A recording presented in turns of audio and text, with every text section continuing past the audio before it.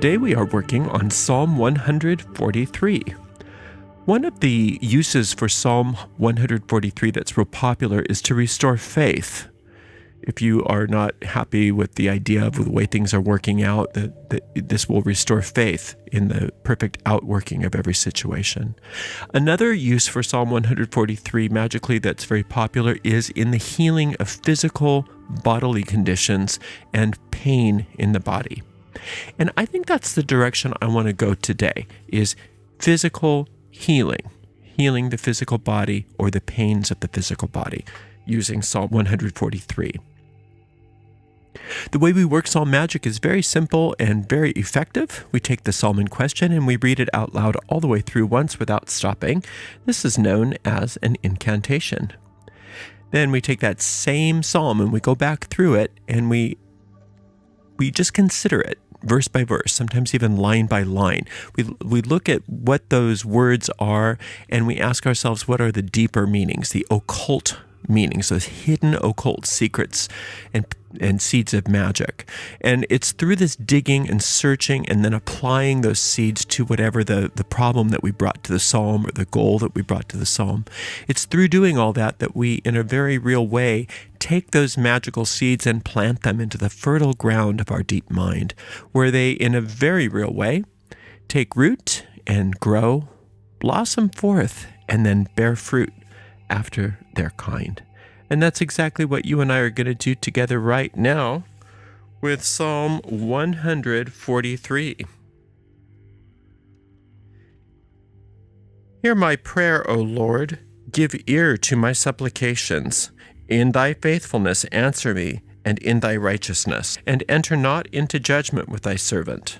For in thy sight shall no man living be justified. For the enemy hath persecuted my soul.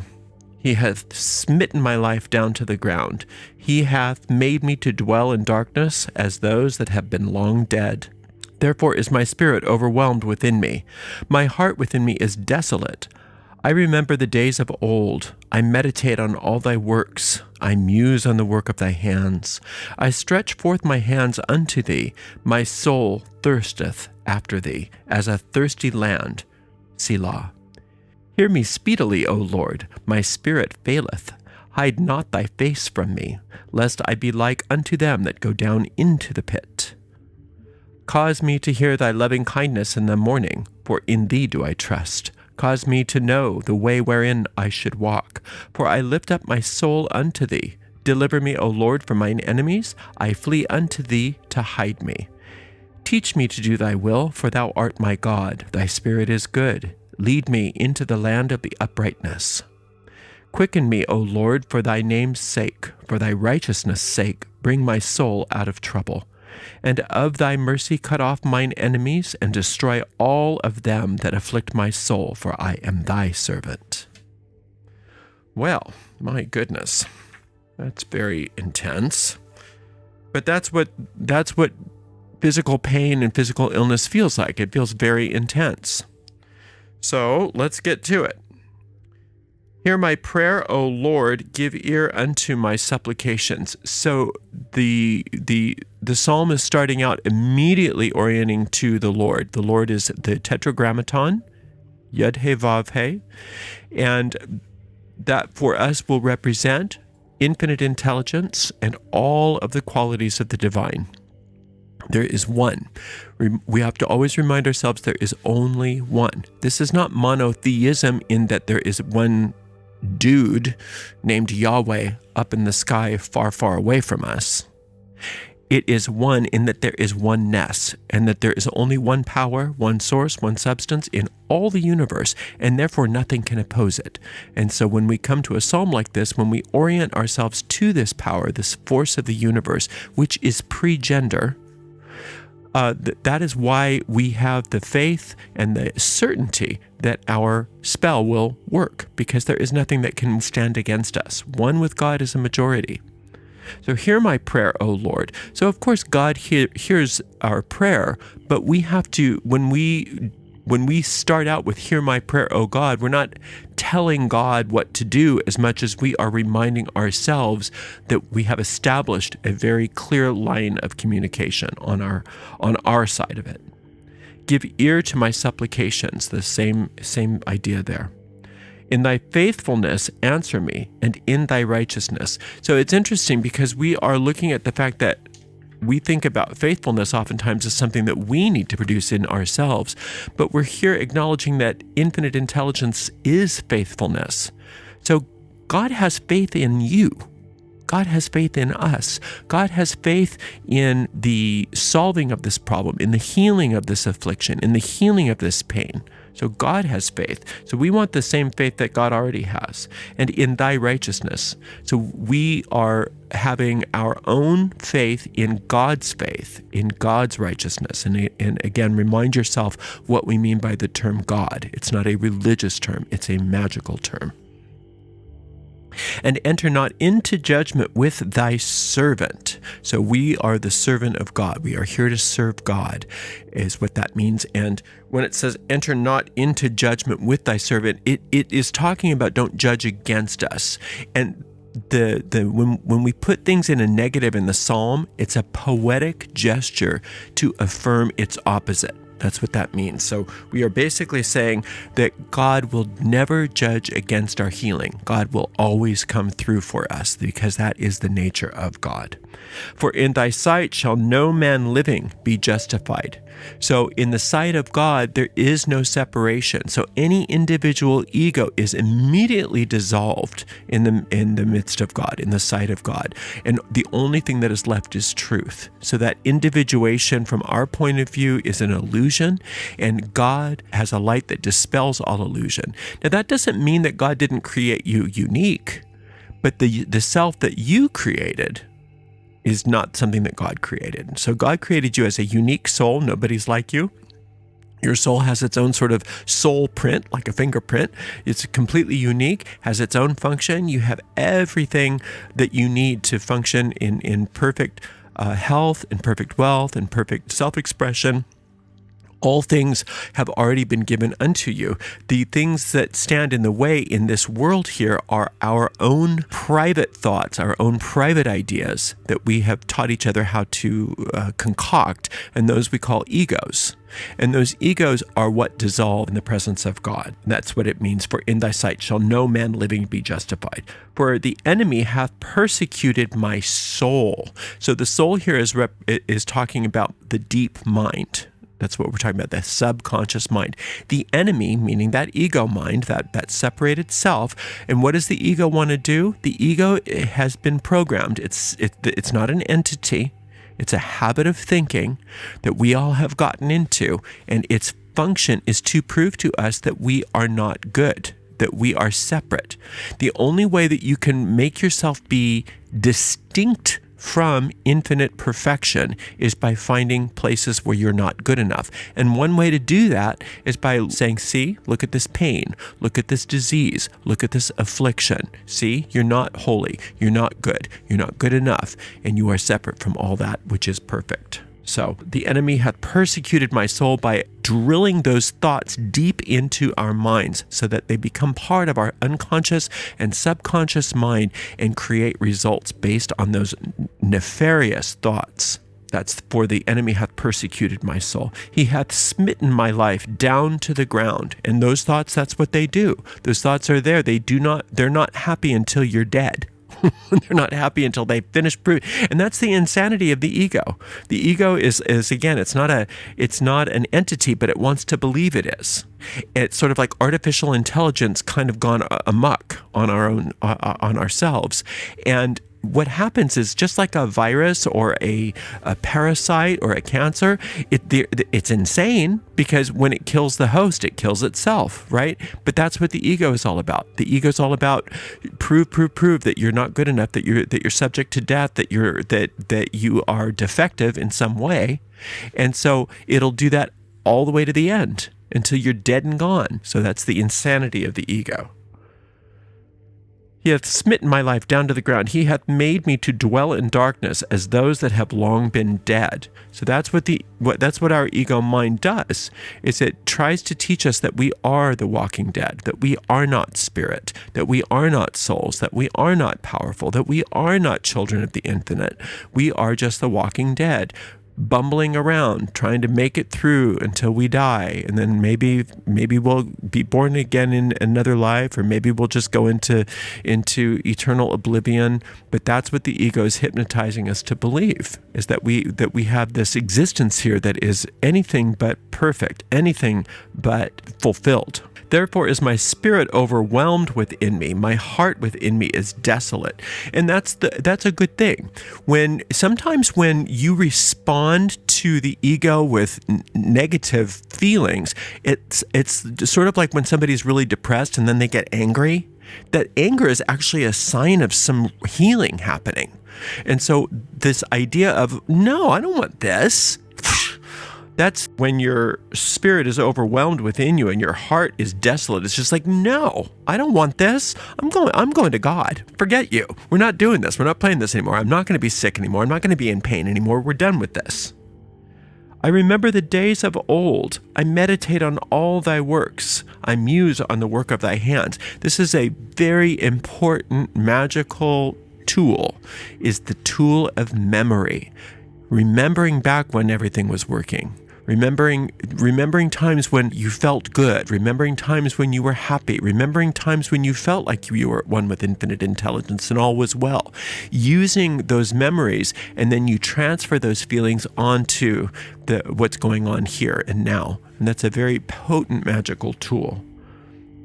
I stretch forth my hands unto thee. My soul thirsteth after thee, as a thirsty land. Selah. So stretching forth your hands in that tarot card Judgment, the Judgment card, where the people are coming out of the graves with their hands upstretched. Hands upstretched is a symbol of prayer, is a symbol of invocation. And so this is really basically talking about, I'm invoking a higher intelligence. I'm invoking a higher power that will undo all of these diseases, all of these pains, all of these problems that I'm experiencing. My soul thirsteth after thee as a thirsty land, Selah. The regions out of which these psalms came were desert regions, and a lot of times by the time the rain came, it was almost too late.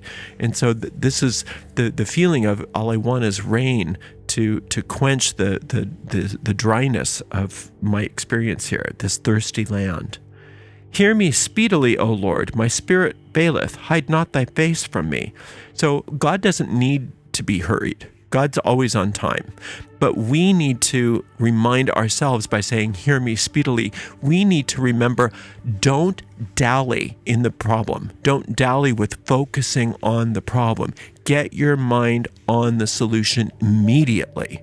Don't wait. Get it right on the thoughts of the qualities of spirit, the names of God, infinite intelligence, infinite life, infinite truth, infinite law, perfect love, all of those qualities of the divine. Hide not thy face from me. What is the countenance? That's how you recognize somebody. So for us, the face of God is similar to the name of God, and those are the qualities. So don't hide your qualities from me. Of course, God doesn't hide God's face from us, but we forget to look for God's face. In other words, we would oftentimes rather think about how awful we feel than considering instead infinite intelligence, or infinite truth, or infinite spirit, or infinite soul, all of those qualities of the divine that can turn things around for us. We have to tether our minds on the solution, especially when we're in the midst of some pain, or some symptom, or some problem.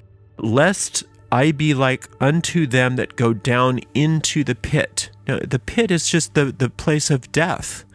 It's where you put the old bodies.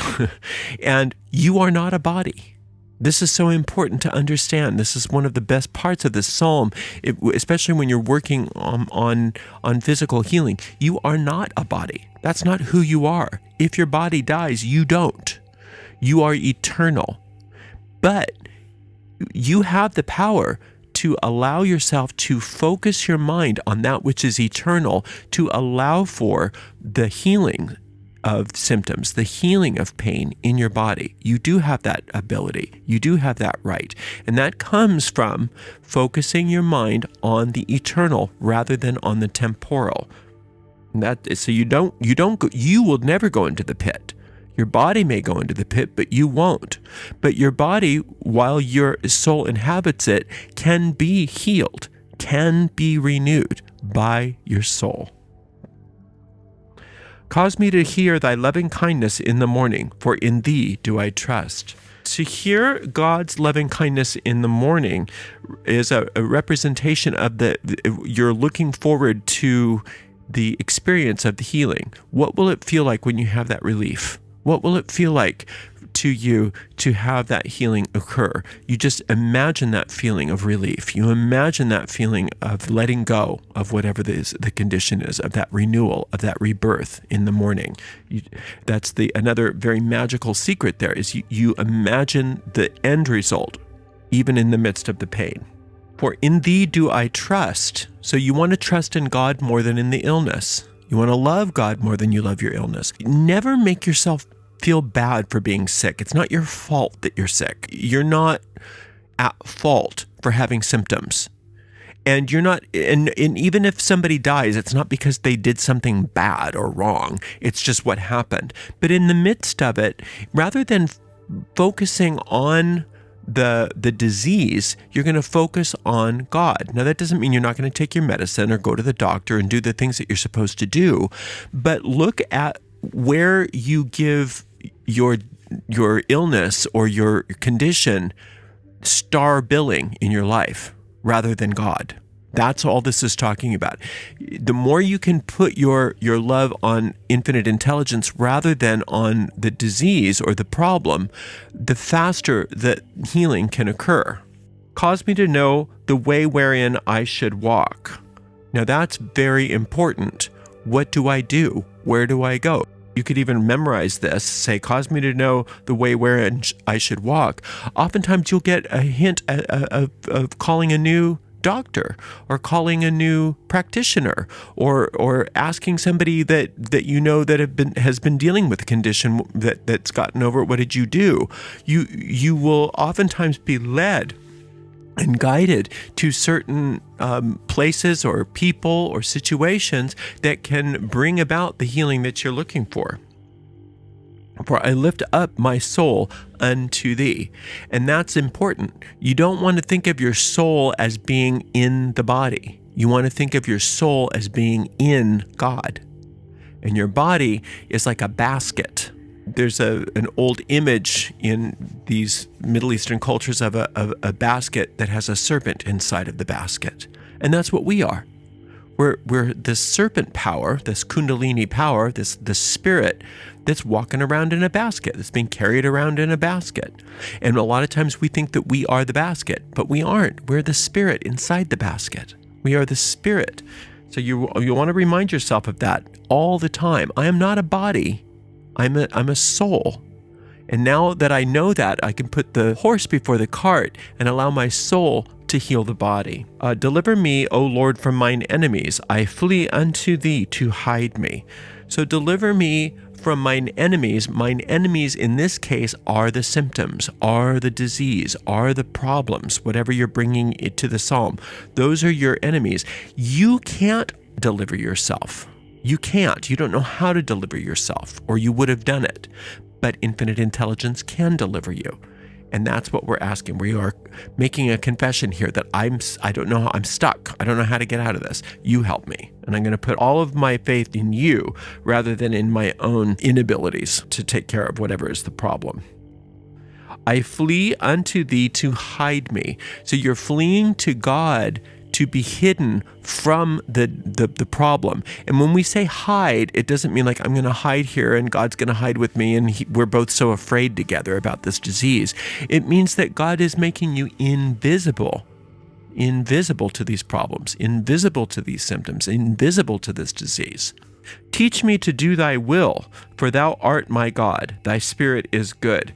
So that's the crux here. It's like I want to do God's will, not my own will. And I don't want to do the will of my ego anymore. I don't want to do the will of this disease or these pains or this problem. I want to do the will of God. And what is the will of God? The will of God is the will of infinite intelligence. God's will for you is that you be happy.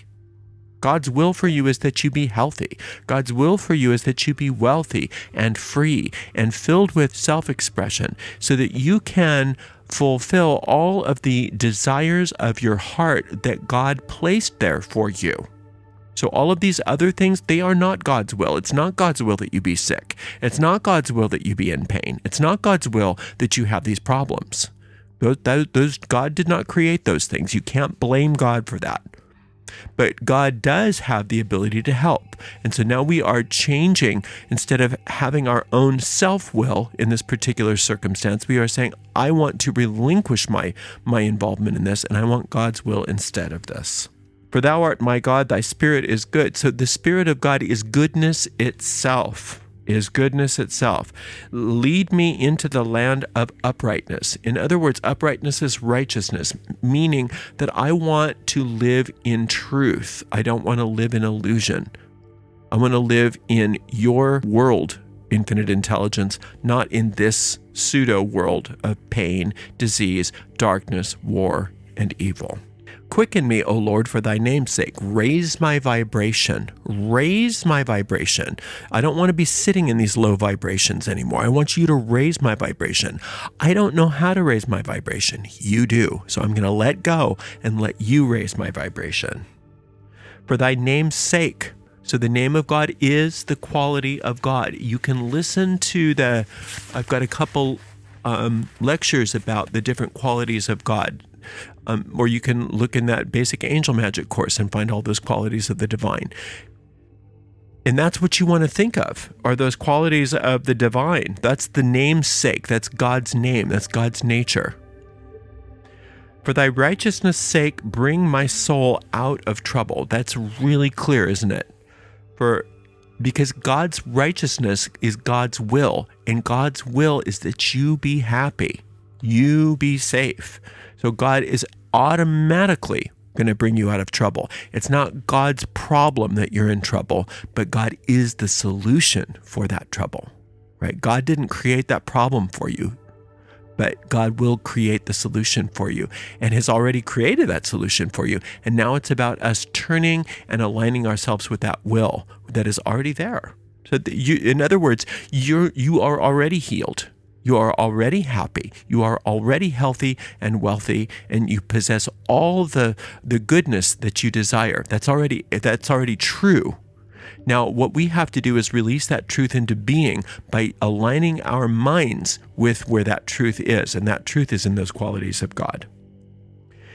And of thy mercy, cut off mine enemies and destroy them all that afflict my soul. And that's what happens just automatically.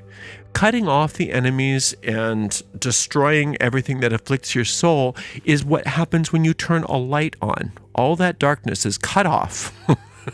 All the darkness in the room is cut off and is destroyed, right? And it's not a war. It's not this big battle and God's going to win over the forces of evil. It's just the way it is. There's one principle, and then there's shadows of the principle. But when the principle is a light, then those shadows must disappear. And so the principle here of infinite health, of perfect wellness, is the truth. And anything that doesn't look like that is dispelled when we allow that light to shine on our behalf. For I am thy servant. So how do you serve God? Serving God means that you do what you're here to do.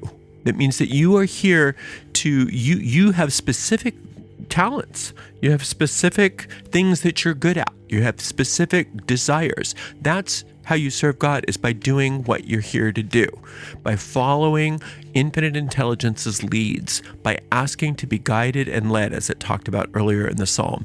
And by following and serving God, what you're doing is you're doing everything that makes you happy. You're doing everything that brings you joy. You're doing everything that makes you feel alive and brings you into the highest form of health. That's how you serve God. You serve God by fulfilling your function. And when you serve God, that's when everything gets good and happy. It's when you're not serving God that you are serving the ego instead, and that's when things get dire. So that's what we do. We just keep coming back to this psalm every single day until you get an inner sense that all is well and that everything is working out. When you get that sense of peace and certainty that all is well, then you can stop casting on this particular problem and move on to something else. Thank you so much for joining me today. I so appreciate you. Until next time, blessed be.